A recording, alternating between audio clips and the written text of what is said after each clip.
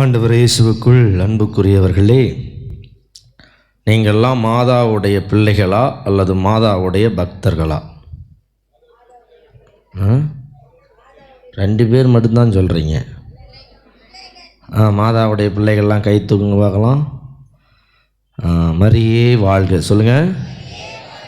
Right, இப்போ மாட்டிக்கிட்டீங்க. தமிழில் ஒரு அழகான பழமொழி உண்டு, தாயை போல புள்ள நூலை போல். ஆமாம், இந்த காலத்தில் பொண்ணெல்லாம் கட்டும்போது என்ன பண்ணுவாங்களாம், அவங்க அம்மாவை தான் முதல்ல விசாரிப்பாங்களாம். அம்மா இப்படி எப்படிம்பாங்களாம். ஐயோ அவளா அவா வாயை திறந்தாலாம் 4 தெரு அவளை தான் அப்படியே கிளம்பிடுவாங்களாம். போதுண்டா சாமி, அம்மாவே இப்படி பேசும்போது தாய் புலி 8 அடி பாஞ்சா குட்டி புலி 16 அடி பாயும். ஏற்கனவே நம்ம வீட்டில் பாதி போயிருச்சு, மீதியும் போயிடணும் ஓடிடுவாங்க. கத்தோலிக்க கிறிஸ்தவர்களுடைய தாய் அன்னை மரியாள், அவங்ககிட்ட இருந்த ஒரு நல்ல பழக்கம் நம்மக்கிட்ட இல்லை. சொல்லுங்கள் பார்க்கலாம் என்னன்னு. அதெல்லாம் இருக்கும், தாழ்ச்சி இருக்கும், எல்லாம் இருக்கும். ஒன்று முக்கியமானது இல்லை, அது இல்லைன்னாவே வேஸ்ட்டு. பார்த்தீங்களா, அந்த அளவுக்கு நமக்கு ஞானம், தாழ்ச்சி, பொறுமை, அப்புறம் இன்னும் சொல்லிடுங்க, தூய ஆவியாருடைய கனிகள் எல்லாத்தையும் சொல்லிட்டீங்கன்னா இருக்கும். மாதா எதற்கு கீழ்ப்படிந்தார்கள்? Price the Lord. எத்தனை பேர் பைபிள் கொண்டு வந்தீங்க? கை தூக்குங்க. கொண்டு வர மாட்டோம். ஃபோனு, செல்ஃபோன் 1 இருக்குது, 2 இருக்கும், 2 பாக்கெட்டில். கத்தோலிக்க கிறிஸ்தவர்கள் புனித ஜெரோம், செயின்ட் ஜெரோம் அழகாக சொல்லுவார், திருநூலை அறியாதவன் கிறிஸ்துவை அறியாதவன். கத்தோலிக்க கிறிஸ்தவர்கள் இன்னும் எல்கேஜியிலே இருக்கிறீங்க. எல்கேஜியில் தான் என்ன சொல்லுவாங்க, இலை படம் காட்டு, அதுக்கப்புறம் அங்கேயே தான் இருக்கிறீங்க. அங்கே பாண்டிச்சேரி உயர்மறை மாவட்டத்தில் மேல்நாரைப்புனூர்னு ஒரு பங்கு இருக்குது, அந்தோனியார் திருத்தலம். அந்த திருத்தலத்துக்கு கோயிலுக்கு முன்னாடி போனவே பெருசாக ஒரு அந்தோனியார் இருப்பார். அவங்க ஒரு தொட்டு கடைசியில் ஒரு காலை காணோம், அந்த அளவுக்கு தேய்ச்சிருக்காங்க. பங்குசாமி திருத்தல அதிபர் 3 மாதத்துக்கு ஒரு தாடி இது பெயிண்ட் அடிச்சு ஆகணும். திடீர்னு பார்த்தா பிளாக் ஷூ ஒயிட் ஷூவாக மாறிடுச்சு. அந்த அளவுக்கு பக்தி. வேறு இந்து மத சகோதரர்கள் அது மற்றவங்க தான் தெரியாமல் அப்படி செய்கிறாங்கன்னா, கத்தோலிக்க கிறிஸ்தவர்களாக நாம் இன்றைக்கும் சுருவங்களை படங்களை வைத்து கொண்டு அலைகிறோம். வைக்க வேணான்னு சொல்ல. 1ஆம் கிளாஸில் பையன் இலையை பார்த்து படித்தானா அது சந்தோஷம், அழகு, பரவாயில்ல சொல்லிட்டான்னு பெருமைப்படலாம். 12ஆம் கிளாஸ்லேயும் அதே இலை அப்படின்னு படிச்சுட்டு இருந்தானா, சாமி இப்படி தான் படிக்கணும்னு சொல்லிங்களா? ஒரு கட்டவனே, பணமாக கொட்டுறேன், 12ஆவதுல இப்படியே படிக்கிறியான்னு சங்கடப்பட மாட்டீங்க? இதுதான் கத்தோலிக்கவர்கள் இன்றைய நிலைமை. இறை வார்த்தையினுடைய தாகம், அன்னை மரியாளுக்கு இருந்த அந்த தாகம், அன்னை மரியாளிடமிருந்த அந்த கீழ்ப்படிதல் இன்று கத்தோலிக்க கிறிஸ்துவத்தில் இருக்கிறதா என்றால் கேள்விக்குறிதான். திருநூலை அறியாதவன் கிறிஸ்துவை அறியாதவன் என்ற அந்த வார்த்தை நான் ஒன்று சொல்கிறேன்னு கோச்சிக்காதீங்க, இது உண்மை. பைபிளே படிக்காமல் கல்லறைக்கு போகிற ஒரே கிறிஸ்தவ யார்? நாம தான். இது வரைக்கும் யாராவது பைபிள் ஒரு முறை படிச்சிருக்கிறீங்களா? கை தூக்குங்க பாருங்க. அங்கே 2, இங்கே 2, இங்கே 2 அப்படி. அன்புக்குரியவர்களே, கபிரியேல் தூதர் கடவுளுடைய வார்த்தையை சொல்லுகிற பொழுது, இதோ உமது அடிமை உமது வார்த்தையின்படியே எனக்கு ஆகட்டும். Price the Lord. இப்போல்லாம் பூசைக்கெல்லாம் எப்படி வருவீங்க? உங்கள் மனசில் 1008 கருத்துக்களோடு தான் வந்திருப்பீங்க. அப்படிதாம்மா. மாதாவே, எப்படியாவது என் பிள்ளைக்கு நல்ல மாப்பிள்ளை கிடைக்கணும், என் பையனுக்கு நல்ல பொண்ணு கிடைக்கணும். அந்த பொண்ணு நல்ல பொண்ணாக கிடைக்கணும் நான் சொல்கிறேன். உன் பையனை நல்லா வளர்த்திருக்கிறியா? அது தெரியாது. இப்படி மாதாவிட்ட அப்ளிகேஷன் மட்டும் வைப்பீங்களே ஒழிய, மாதாவை போல வார்த்தையை கேட்டு அதன்படி நடக்கிறோமா என்பது தான் சிக்கல். இன்றைக்கு நம்மெல்லாம் எப்படிப்பட்ட கிறிஸ்தவர்களாக வாழ்ந்து கொண்டு வருகிறோம் தெரியுமா? கத்தோலிக்க கிறிஸ்தவனுக்கு ஒரு வருஷத்தில் 4 விழாக்களை கொண்டாடிட்டான்னா அந்த வருஷம் முடிஞ்சது. ஃபஸ்ட்டு என்ன ஆரம்பிக்கும்? நியூ இயரில் ஆரம்பிக்குமா, அடுத்து உங்கள் பங்கு திருவிழா பிப்ரவரியில் பங்கு திருவிழா வந்துடும். பிப்ரவரி முடிஞ்சோடனே என்ன வரும்? லென்ட்டு 40 நாள் அப்படியே வேஷம் போடுவோம் பாருங்க. எவ்வா சாமி, செவாலியர் சிவாஜி தோத்தாண்டா. அப்படியே தாடியோட அப்படியே சாப்பிட மாட்டாங்களாம், பூ வைக்க மாட்டாங்களாம், பொட்டு வைக்க மாட்டாங்களாம், அந்த வாயை மட்டும் மூட மாட்டாங்களாம். நம்மால் 40 நாள் வரைக்கும் சரக்கடிக்காமல் இருப்பார், 41 நாள் சேர்த்து அடிப்பார். இன்னைக்கு ஜாலி, விடிய விடிய ஜாலி. 40 நாள் கறி சாப்பிடாமல் இருந்தீங்கன்னா 41ஆவது நாள் நீ சாப்பிடக்கூடாது. அன்னைக்கு தான் பார்த்தோம்னா லிஸ்ட்டு மெனு கார்டு இவ்வளோ நீளத்துக்கு இருக்கும். என்ஜாய். அப்புறம் எதுக்கு அதெல்லாம்? அப்புறம் இதில் வேறு ஸ்பெஷலாக திருத்தலங்கள் 14 ஸ்தலத்துக்கு போகிறேன். நான் சொல்கிறேன், நீங்கள் சண்டை போட்ட ஒரு வீட்டுக்கு போய் சமாதானம் சொல்லுங்கள், அது போதும். போயிடுவீங்களா? பக்கத்து வீட்டில் சண்டை போட்டுருக்கிறீங்கன்னு வச்சுக்கிடுங்க. தவசு காலத்தில் நான் போய் அவங்கள்ட்ட சமாதானம் செய்வேன்னு யாராவது செஞ்சு பார்த்துருவீங்களா? தில்லு இருக்குதா? கோயிலில் போனால் சாமியெல்லாம் உள்ளே இருக்குது, எது கேட்காதுன்ற தைரியத்தில் தான் போகிறீங்க இல்லை? அன்புக்குரியவர்களே, கத்தோலிக்க கிறிஸ்தவர்களுடைய வாழ்க்கை இப்படியாக போகிறது. லென்ட்டு முடிஞ்சோடனே அடுத்து என்ன வரும்? ஈஸ்ட்ரு, அப்புறம் கிறிஸ்மஸ்ஸு முடிஞ்சு போச்சு. அந்த வருஷம் முடிஞ்சிருச்சு. பங்கு சாமியாருக்கு வேலை ஓவர். அன்புக்குரியவர்களே, தயவு செய்து யோசித்து பாருங்கள். இதற்காகவா நாம் கிறிஸ்தவர்களாக அழைக்கப்பட்டோம்? இதற்காகவா அன்னை மரியாள் கன்னியாக இருக்கும் பொழுதே தன் மகனை உதிரத்தில் தாங்கினார்? இதற்காகவா தன் கண்முன்னே கல்வனை போல சிலுவையிலே அறையப்பட்டு அவர் இறந்தார்? கடவுளுடைய வார்த்தை. அதனால தான் இயேசு இவ்வாறாக சொல்லுகிறார். இயேசுவை அவருடைய தாய் அன்னை மரியாவும் அவருடைய சகோதரர்களும் வந்த பொழுது இயேசு ஆண்டவர் இப்படியாக சொல்லுகிறார், யார் என் தாயும் சகோதரரும் சகோதரிகளும்? கடவுளுடைய வார்த்தையை கேட்டு அதன்படி நடப்போரே என் தாயும் சகோதரரும் சகோதரியும் ஆவார். மாதா ப்ரூவ் பண்ணிட்டாங்க அவங்க அம்மா தான்ட்டு. நாமெல்லாம் அவருடைய சகோதர சகோதரின் ப்ரூவ் பண்ண முடியுமா? முடியுதா? ஒன்றும் நீங்கள் செய்ய வேணாம். மத்தேயு நற்செய்தி 6வது அதிகாரம் 5வது அதிகாரம் 6வது அதிகாரம் 7வது அதிகாரம், இந்த 3 அதிகாரத்தை படித்து நீங்கள் வாழ்ந்து விடுங்கள், போதும். மழை பொழிவு, அதில் இல்லாத விஷயங்களே இல்லைன்னு சொல்லலாம். ஒரு கிறிஸ்தவன் வாழ வேண்டிய அத்தனை வாழ்க்கை முறையும் அதில் கொடுக்கப்பட்டிருக்கிறது. நம்மெல்லாம் வெறும் சடங்கு சம்பிரதாயங்கள் கிறிஸ்தவர்களாக வாழ்ந்து கொண்டிருக்கிறோமே தவிர அன்னை மரியாளை போல வாழ்க்கையிலே நாம் வாழவில்லை. இதுதான் உண்மை.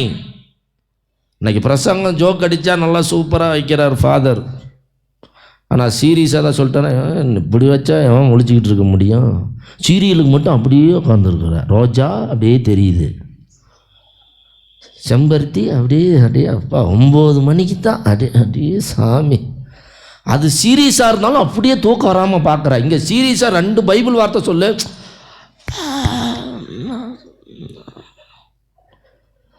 அதை தான் சொல்கிறாரு. இவர் நினச்சிக்கிட்டா பேசிக்குவார். எங்கள் ஊர்லெல்லாம் எங்கள் ஆயாங்க தான் இருக்கும். எனக்கு பார்த்திங்கன்னா நான் இருக்கிற பங்கில் 15 குடும்பம் தான். இந்த 2 ரோவே என் பேரிஷ், அவ்வளோதான். அதுக்கு மேலெல்லாம் கிடையாது. மக்கள் எல்லாம் 60 வயசுக்கு மேலே நான் அன்புக்குரிய சகோதர சகோதரின்னு ஒரு பாட்டி கொட்டாய் விடும். அப்புறம் எங்கே போய் பிரசங்கம் வைக்கிறது? ஆமேன்னு சொல்லிவிட்டு அனைவர் மேலே நின்று நம்முடைய விசுவாசத்தை அறிக்கையிடுவோன்று போக வேண்டிதான். அன்புக்குரியவர்களே, திருப்பலியை திருச்சபை 2 பகுதிகளாக நம்ம கொடுக்கிறது. ஒன்று இறைவார்த்தை பகுதி, இன்னொன்று நற்கருணை பகுதி. இந்த இறைவார்த்தை இல்லை என்று சொன்னால் நற்கருணை பகுதியை நாம் கொண்டாடவே முடியாது, அர்த்தமற்ற கொண்டாட்டமாகிவிடும். அதனால தான் வார்த்தை மனு உருவானார், நம்மிடையே குடிகொண்டார். Praise the Lord, praise the Lord. அதனால் கத்தோலிக்க கிறிஸ்தவர்கள் இங்கிருந்தா இருப்பாங்க. இன்னொரு வேடிக்கையான வேதனை என்ன தெரியுங்களா? கத்தோலிக்க திருச்சபையில் இருக்கிற வரைக்கும் அவங்களுக்கு பைபிள் கண்ணுக்கே தெரியாது. இங்கே இருக்கிற ஆள் சபைக்கு போயிட்டானா அவன் பேசுகிற பேச்சு அடாடாடா சாமி சேசுவை, இவன் தான் பைபிள் எழுதின மாதிரியே பேசுவான். ஆனால் என்ன ஒரு பிரச்சனைனா, யாரும் சாமியார்ட்ட பைபிளை பற்றி பேச மாட்டாங்க. சபையில் இருக்கிறவங்களாம் பாருங்கள், எந்த ஃபாதராவது போய் பேசியிருக்கிறாங்களா? பேச மாட்டாங்க. நம்மளால் தெரியாத இருக்கிறால ஈஸியாக ஏமாத்திடலாம். அதனால தான் உங்களை சாதாரண மக்கள்கிட்ட பைபிளை பற்றி அதை இதையும் சொல்லி பயமுறுத்தி என்ன பண்ணிடுறாங்க, கூட்டிகிட்டு போயிடுறாங்க. நமக்கு படிச்சிருந்தா தானே தெரியும். விஷயம் தெரிஞ்சவனை ஏமாற்ற முடியுமா? முடியாது. வேலையை பாரியான்றலாம். நமக்கெல்லாம் விஷயமே தெரியல. அதனால தான் சபைக்கு ஆமாம் பாஸ்ட்டு சொல்கிறது உண்மை தான், ஃபாதர் ஏமாற்றி விட்டார் எங்களை எல்லாம். சொல்கிறீங்களா இல்லையா?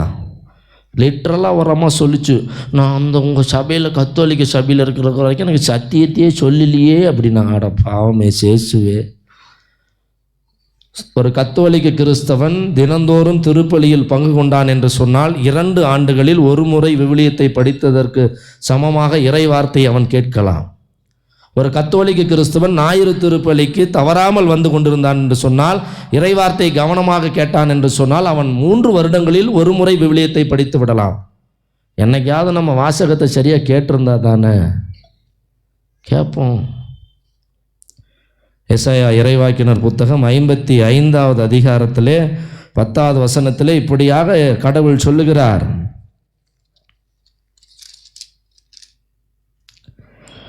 மழையும் பனியும் வானத்திலிருந்து இறங்கி வருகின்றன, அவை நிலத்தை நனைத்து முளை அரும்பி வளரச் செய்து விதைப்பவனுக்கு விதையும் உண்பவனுக்கு உணவையும் கொடுக்காமல் அது திரும்பி செல்வதில்லை.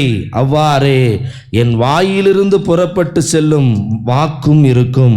அது என் விருப்பத்தை செயல்படுத்தி எதற்காக நான் அதை அனுப்பினேனோ அதை வெற்றிகரமாக நிறைவேற்றாமல் வெறுமையாய் என்னிடம் திரும்பி வருவதில்லை. Price the Lord. இந்த வசனத்தை அப்படியே ஏசாண்டவருக்கு பொருத்தலாம். அப்படியே ஏசாண்டவருக்கு பொருத்தலாம். கிறிஸ்தவன்னா யாருங்க? முதல்ல கிறிஸ்தவன்னா யாரு சொல்லுங்க பார்க்கலாம். கிறிஸ்தவனை பிரித்து எழுதுங்க பார்க்கலாம். கிறிஸ்து அவன்.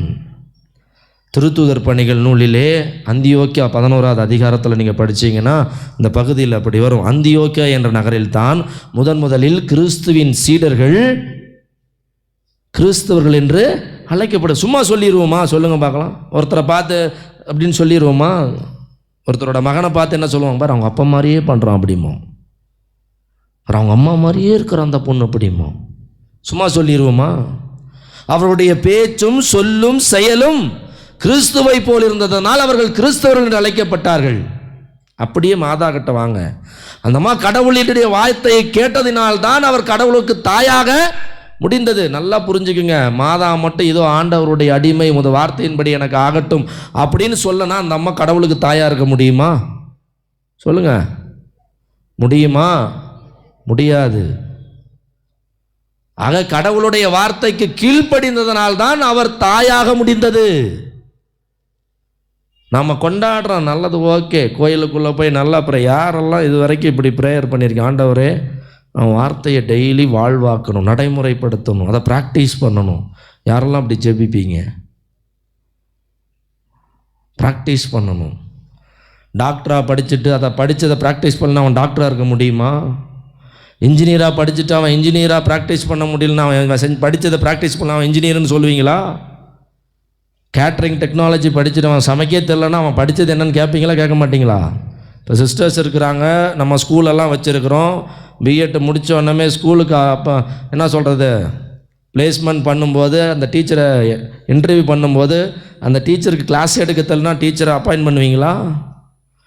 படித்ததை ப்ராக்டிஸ் பண்ணலன்னா அவரை எப்படி ஏற்றுக்குவோம்? மாதா தன்னுடைய தந்தையான சுவக்கின் அன்னம்மாளுடைய வார்த்தைகளை கேட்டார். நிச்சயமாக சொல்லி கொடுத்துருப்பாங்க. அவங்க சொல்லி கொடுத்ததுனால தான், மாதா தெரிஞ்சுக்கிட்டதுனால தான் மாதா இயேசுவுக்கு சொல்லி கொடுத்துருப்பாங்க. இல்லை என்றால் அவர் சோதனையின் போது இறை வார்த்தையை அவர் மேற்கோள் காட்ட வேண்டிய அவசியம் இருந்திருக்காது.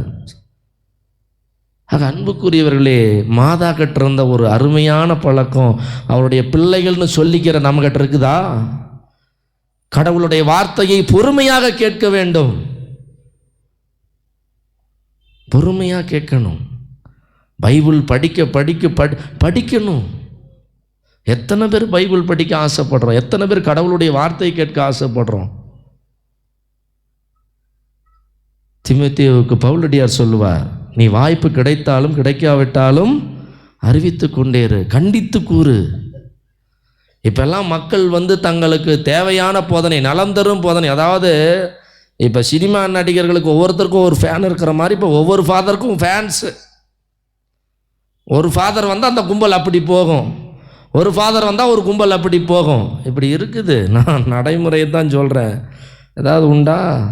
எனக்கு கூட ஒரு குரூப் இருக்குது. நான் சொல்லிட்டேன், தயவு செய்து எல்லா ஃபாதருடைய பிரசங்கத்தையும் போய் கேளுங்க.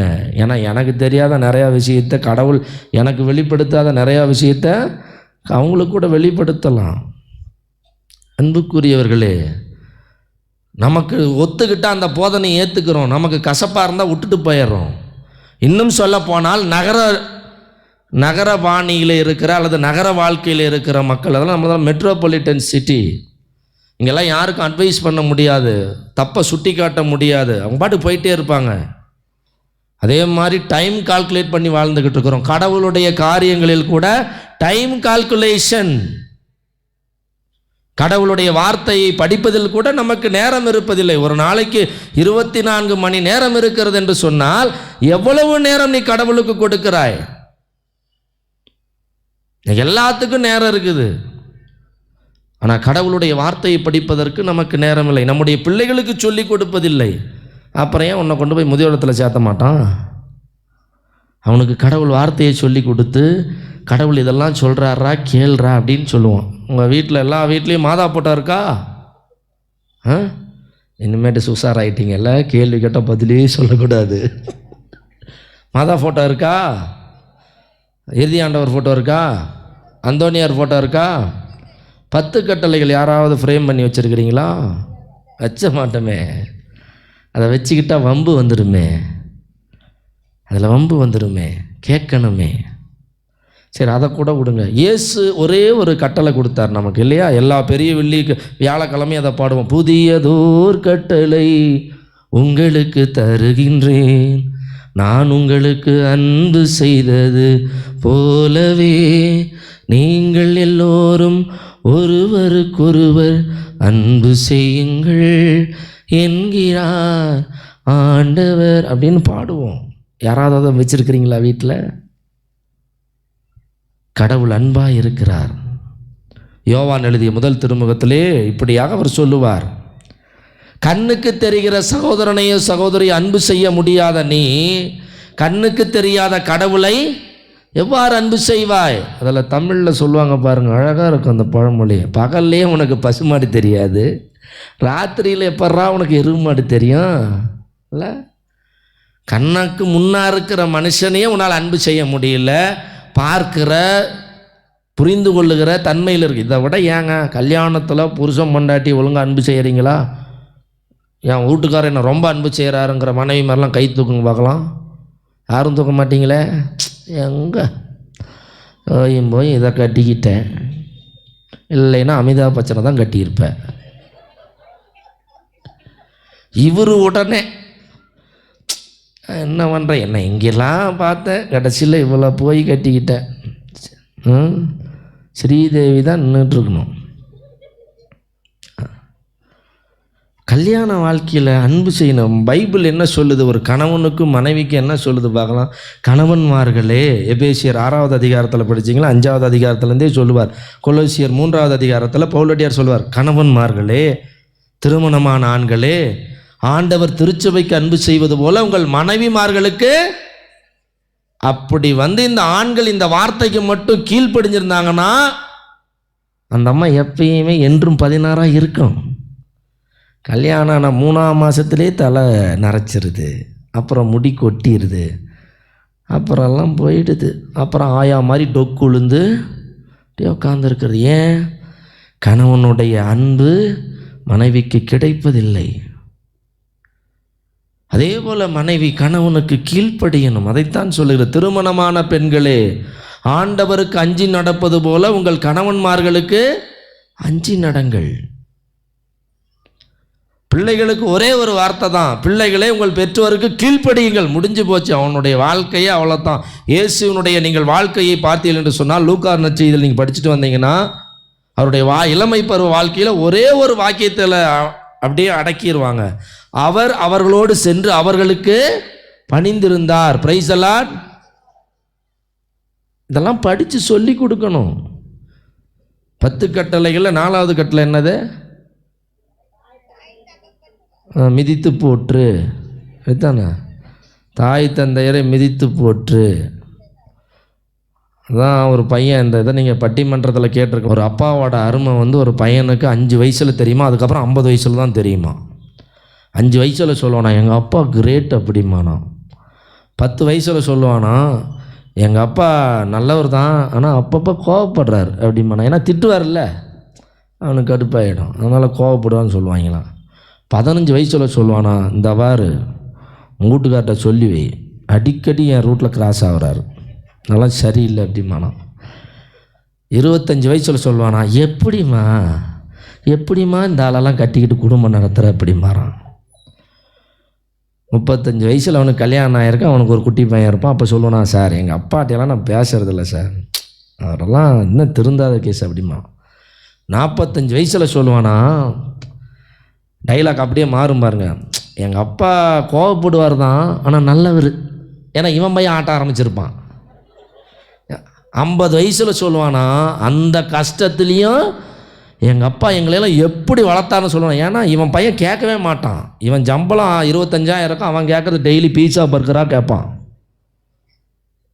அவன் பழைய சோறு, அவங்க அப்பா சுடுசோறு போட்டு அடே அந்த கஷ்டத்தில் எங்கள் அப்பா சைக்கிள் மிதித்து எனக்கு நல்ல சோறு போட்டார், இப்போ நான் இவனுக்கு சம்பாதிச்சு போட்டு இவனுக்கு கேட்க மாட்டேங்கிறான். அப்போ தான் அவங்க அப்பாவோட அருமை தெரியும். அப்போ இன்றைக்கு பிள்ளைகளுக்கு எல்லாம் கற்றுக் கொடுக்குறீங்க, நான் தப்பாக சொல்லலை, எல்லாம் அவசியம்தான். இங்கிலீஷ் தெரியணும், லாங்குவேஜ் தெரியணும், எக்ஸ்ட்ரா கரிக்குலர் ஆக்டிவிட்டீஸ் தெரியணும், இன்டலெக்சுவல் ஆக்டிவிட்டீஸ் நிறைய ட்ரைனிங் வேணும் தான்.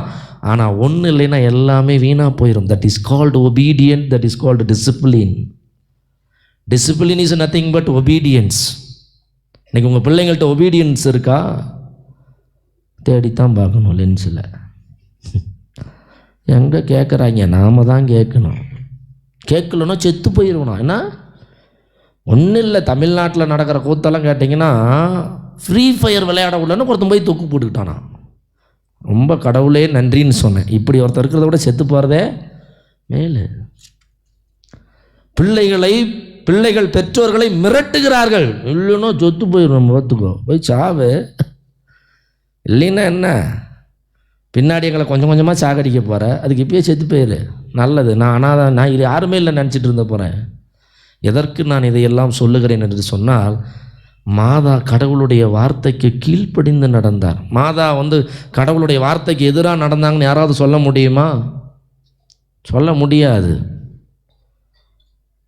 ஆனால் நாமெல்லாம் கடவுளுடைய வார்த்தைக்கு எதிராக மட்டுமே நடந்துட்டுருக்குறோம்.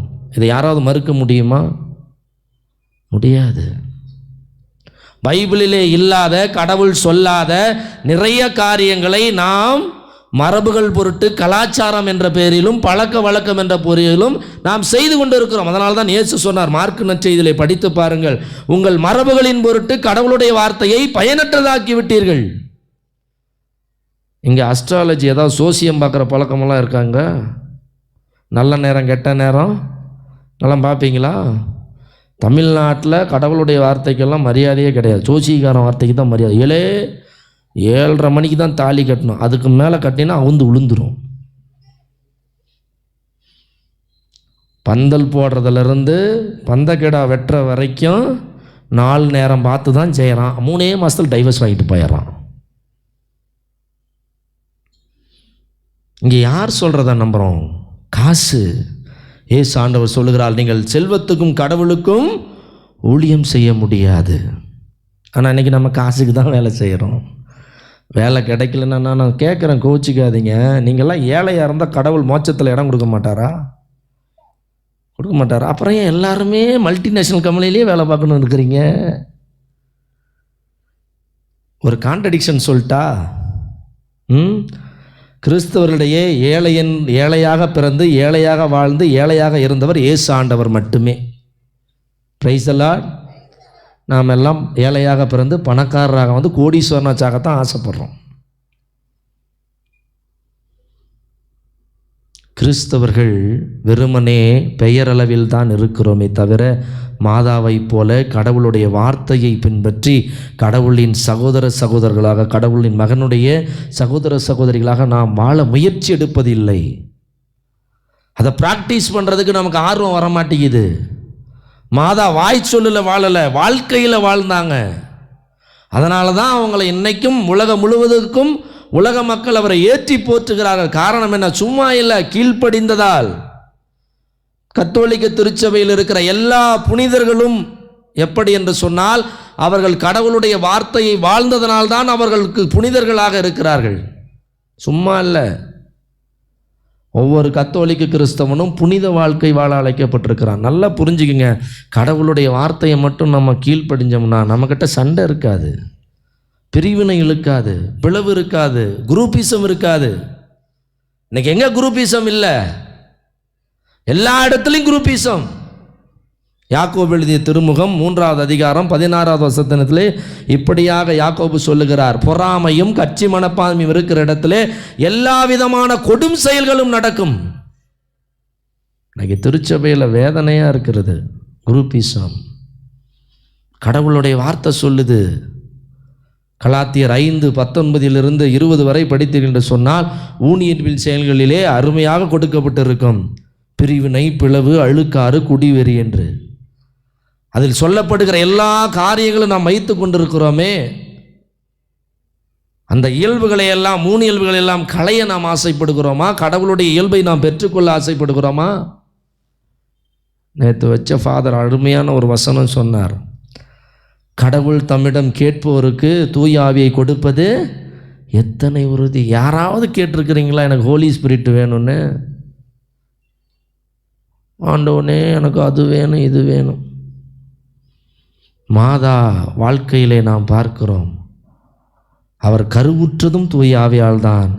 இறுதியிலே அப்போஸ்தலரோடு திருச்சபையின் உறுப்பினராக இருக்கிற பொழுதும் அவர் தூய ஆவியால் அபிஷேகம் செய்யப்படுகிறார். ஏனென்றால் அவர்தான் நிறை உண்மையை நோக்கி வழி நடத்த முடியும். உண்மை என்றால் என்ன? கடவுளுடைய வார்த்தை தான் உண்மையானது. அதைத்தான் எபிரேயருக்கு எழுதப்பட்ட திருமுகத்திலே படிக்கிறோம். இறை வார்த்தை உயிருள்ளது, ஆற்றல் மிக்கது, உண்மையான என் வார்த்தையே உண்மை என்று சொல்லுகிறார் இயேசு ஆண்டவர். அன்புக்குரியவர்களே, இந்த உண்மையை நாம் நம்ப மறுக்கிறோம். நாமெல்லாம் மாதாவுடைய பிள்ளைகளா? நான் இல்லைங்கிற. நம்மளாம் ஏவாளுடைய பிள்ளைகள்னு சொல்கிறேன். நீங்கள் ஒத்துக்கிறீங்களா இல்லையா? மாதாவுடைய பிள்ளைகள் கை தூக்குனீங்கல்ல, அதெல்லாம் போய். நம்மளாம் ஏவாளுடைய பிள்ளைகள். அதனால தான் இன்னமும் கடவுள் வார்த்தையை நம்பாமல் ஊரில் எவன் சொல்கிறத வாட்ஸ்அப்பில் நம்ம அனுப்புகிற மெசேஜெல்லாம் நம்பி செஞ்சுக்கிட்டு இருக்கிறோம். தொப்பையை குறைக்க 6 வாரங்கள் இதை சாப்பிடுவோம்னு சொல்லணும். எங்கே தொப்பை? திங்கிறத குறைக்க தானே தொப்பை குறையும். எல்லாம் சாப்பிட்டு உக்காந்துருந்தா அப்புறம் உனக்கு தான் 10 மாதம் வர மாதிரி இப்படி வரும். 6 வாரங்களில் சிகப்பழகு, ஃபேர் அண்ட் லவ்லி. நானெல்லாம் 6 வருஷம் போட்டேன், அப்படியே தான் இருக்கிறேன். டைட் அடித்து தான் பார்க்கணும். வங்கி மட்டும்தான். ஒரு அம்மா சொல்லுது, என்கிட்டே சொல்லுது, எப்படி இருக்கு எனக்கு சாமி, நீங்கள் போட்டிருக்கும் போது அங்கி மட்டும்தான் தெரியுது, உங்களை காணாம அப்படிங்குது. சொல்கிறத இவன் விளம்பரப்படுத்துறதெல்லாம் நம்புகிறோம், ஊர் உலகம் சொல்கிறதெல்லாம் நம்புகிறோம். கடவுள் சொல்வதை நம்பி அதை வாழ்வதில்லை. பைபிளை நம்புறீங்களா? சொல்லுங்கள் பார்க்கலாம். நீங்கள் நடைமுறையை சொல்லுங்கள். இப்போ இதில் சொல்லி இருக்கிறதெல்லாம் உண்மைன்னு நீங்கள் நம்புறீங்களா? நம்புகிறோம், ஆனால் செய்ய மாட்டோம். பிரச்சனையே அங்கே தான். யாக்கோபு சொல்லுவா, உயிரற்ற உடல் போல செயலற்ற விசுவாசம் செத்த விசுவாசம். நீ நம்புகிறாய் என்று சொன்னால் நீ செய்யணும். மாதா செஞ்சாங்க. அதனால தான் எலிசபெத் அம்மா அவங்களை இப்படி வாழ்த்துவாங்க, ஆண்டவருடைய வாக்கு நிறைவேறும் என நம்பிய மரியே நீர் பேறு பெற்றவர். Price the Lord. ஆண்டவருடைய வாக்கு நிறைவேறும். இதில் இருக்கிற ஒவ்வொரு அதான் இயேசு சொல்வார், விண்ணும் மண்ணும் ஒளிந்து போகும், என் வார்த்தைகளோ அழியவே அழியா, ஒழியவே ஒழியாது. அதனால தான் அந்த வார்த்தைகளை மாதா நம்பி ஏற்றுக்கொள்கிறார். இதோ உமது அடிமை, உமது வார்த்தையின்படி எனக்கு surrender to God, obedient to the God's words. கடவுளுடைய வார்த்தைகளுக்கு அவர் கீழ்ப்படுகிறார். இன்று அன்னையின் பிள்ளைகள் என்று சொல்லிக் கொள்ளுகிற நம்மிடத்தில் முதலில் கடவுள் வார்த்தை இதைத்தான் சொல்லுகிறது என்று தெரிந்து கொள்கிறோமா? பிள்ளைங்களை எல்லாம் படிக்க வைப்பீங்க, பைபிள் படிக்க வைக்கிறீங்களா? பிள்ளைங்களுக்கு மொபைல் வாங்கி கொடுத்தீங்க, ஆன்லைன் கிளாஸுக்கு பைபிள் வாங்கி கொடுத்தீங்களா? 15,000 20,000 போட்டு வாங்கி கொடுக்குறீங்க. ஒரு பைபிள் என்ன விலை? 400 ரூபா 500 ரூபா, அவ்வளோதான். வாங்கி கொடுத்துருக்குறீங்களா? கொடுக்க மாட்டோம். கத்தோலிக்க பெற்றோர்கள் செய்கின்ற மிகப்பெரிய தவறு, அந்த குழந்தைகள் பிஞ்சு உள்ளத்திலே நாம் இறைவார்த்தை விதைக்காதது தான் மிகப்பெரிய தவறு. அது நல்ல நிலமாக இருக்கிற பொழுதே அதில் இறைவார்த்தையை விதைத்திருந்தோம் என்று சொன்னால் அது 30, 60, 100 பலன் கொடுத்திருக்கும். முதல்ல குழந்தைகளுக்கு என்ன கொடுக்குறோம்? நகை போடுறோம், செயின். இது மாமா போட்டது, அதுக்கப்புறம் நீ போடணும். What a culture we are living. கத்தோலிக்க கிறிஸ்தவ மாதா கடவுளுடைய வார்த்தையை தாங்கினார். கடவுளுடைய வார்த்தையைத்தான் குழந்தை இயேசு 12 வயதிலே ஞானிகள் வியக்கிற அளவுக்கு அவருக்கு ஞானம் வந்தது என்று சொன்னால் தாய் சொல்லாமலேயே அந்த அவருக்கு வந்திருக்கும் கிடையாது. கண்டிப்பா மாதா தன்னுடைய குழந்தைக்கு திருச்சட்டத்தை சொல்லி கொடுத்திருப்பார், திருப்பாடல்களை சொல்லி கொடுத்திருப்பார், இறைவாக்கினர் நூல்களை பற்றி சொல்லி கொடுத்திருப்பார். அதனால தான் அவர் சோதிக்கும் போது கூட, சாத்தான் இறைவார்த்தையை பயன்படுத்துகிற போது கூட இயேசுவும் இறைவார்த்தையே பயன்படுத்துகிறார். இன்றைக்கு நமக்கு இறைவார்த்தையை பயன்படுத்த தெரியுதா? ஏன் புரட்டினா தானே தெரியும். 2ஆம் வத்திக்கான் சங்கத்திற்கு பிறகு திருச்சபை அனுமதி கொடுத்திருக்கிறது. என்னன்னு? பைபிளை தூக்கலாம், எடுத்துகிட்டு வரலான்ட்டு. இன்னும் கேட்க மாட்டேங்கிறோம். தயவு செய்து மாதா கிட்டிருந்த ஒரே ஒரு நல்ல பழக்கத்தை இன்னையிலேருந்து நீங்கள் முடிவு செய்யுங்க.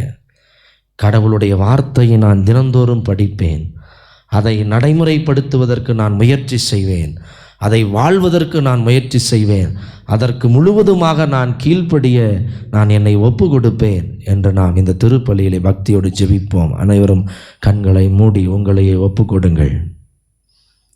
எங்களை அன்பு செய்கின்ற ஆண்டவரே, இதோ நாங்கள் பெயரளவில் கிறிஸ்தவர்களாக இருக்கிறோமே தவிர உம்முடைய வார்த்தையை படித்து அதன்படி வாழ்கிற கிறிஸ்தவர்களாக இல்லை என்பதை நாங்கள் ஏற்றுக்கொள்கிறோம். சாமி, எங்களுடைய உள்ளத்திலே உம்முடைய வார்த்தைகளை விட எங்களுடைய ஆசைகளே அதிகமாக இருக்கிறது.